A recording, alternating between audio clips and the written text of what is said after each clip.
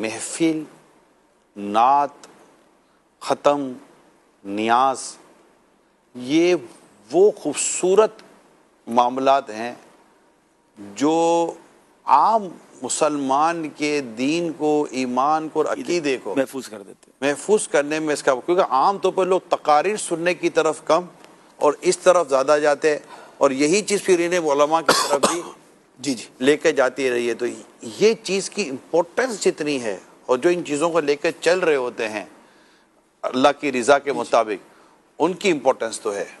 یہ تو کبھی تجزیاتی طور پہ آدمی اس پہ غور کرے نا، تو یہ حقیقت ہے کہ ایمان بچانے میں بہت بڑا ہاتھ نعت خوانیوں کا ہے۔ واہ، عقیدوں کی پختگی، دلوں میں نعتوں کا اترنا اور عقائد کا اترنا اور فضائل کا اترنا اور محبت رسول صلی اللہ علیہ وسلم کا دل میں جاگزی ہونا، اس کے پیچھے شاید سب سے بڑا فیکٹر نعت خوانی ہوتا ہے۔ واہ واہ واہ واہ، کیونکہ آج تو نعت بہت خوانی خوش ہو جائیں گے۔ علم اور کیف دونوں دیتی ہے۔ واہ، تقریر جو ہوتی ہے نا وہ نارملی علم دیتی ہے اور اس میں کیف کہیں کہیں بنتا ہے۔ کتاب زیادہ تر علم دیتی ہے، کیف کم بنتا ہے۔ لیکن نعت خوانی جو ہے نا وہ دو چیزوں کو اکٹھے دل میں اتارتی ہے۔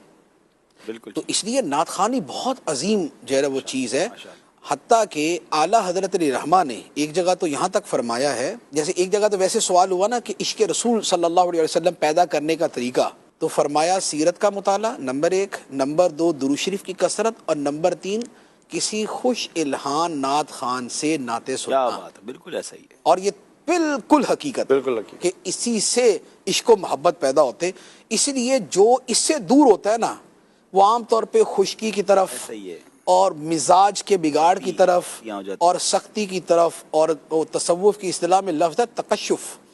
تکشف کا مطلب ہوتا ہے یعنی کہ اب اس کو سڑیل مزاجی بھی کہہ سکتے ہیں، لیکن خشک مزاجی آپ زیادہ زاہد خشک ہے کہ زاہد، یہ تکشف بیسیکلی اسی کا یہ اسی کو کہتے زاہد ہیں خشک۔ تکشف۔